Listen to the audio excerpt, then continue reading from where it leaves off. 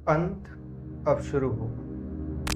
6 अगस्त 1945 को बम गिरने के बाद अचानक से सफेद मशरूम जैसा एक बादल का टुकड़ा आसमान में छा गया। ऐसा लग रहा था मानो आसमान में दो सूरज बन चुके हैं और देखते ही देखते सब कुछ भाप बन गया।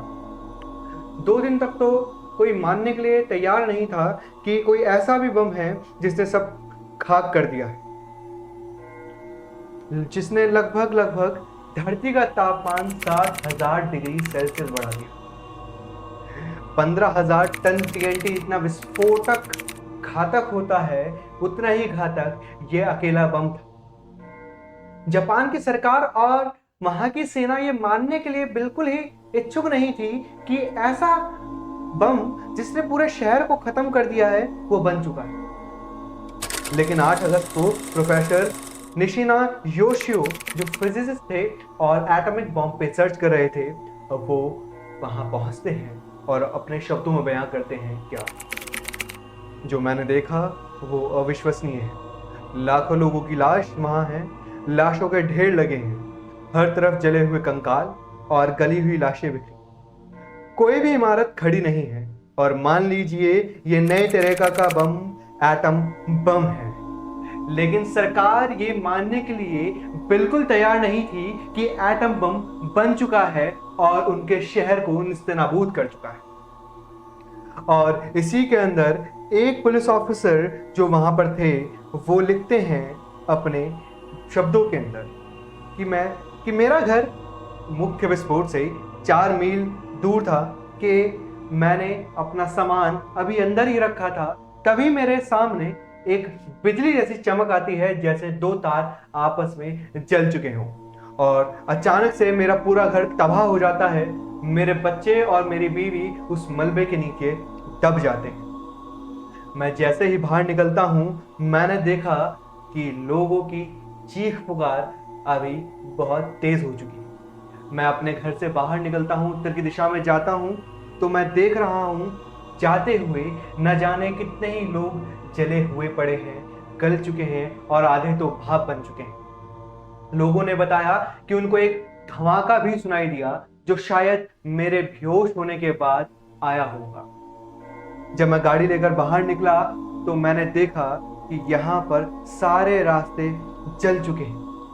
धातु के जो खंभे थे जिसके अंदर अभी तक लाइटें लगी थीं वो पिघल चुके हैं और आधे तो मुड़ चुके हैं।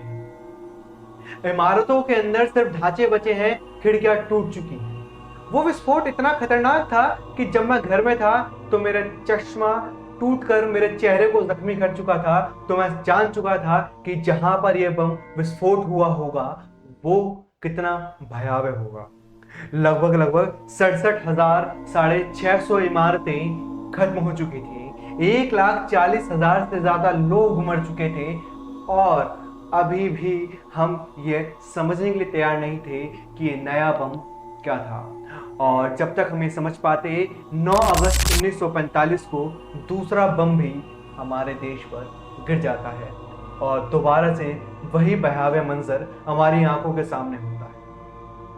आप सभी सोच रहे होंगे कि ये कहां से आई चीज। ये थे वो अंत के नजारे जो शायद आपको पता भी नहीं, और इसके साथ ही वो भयावह मंजर उन लोगों के मन के अंदर बैठ गया जिन्होंने वो देखा। और ये देश यानी जापान आज भी इससे त्रस्त है, और ये एक नासूर की तरह उनको हर बार उस चीज की याद दिलाता है जब उन्होंने अपनों को खोया।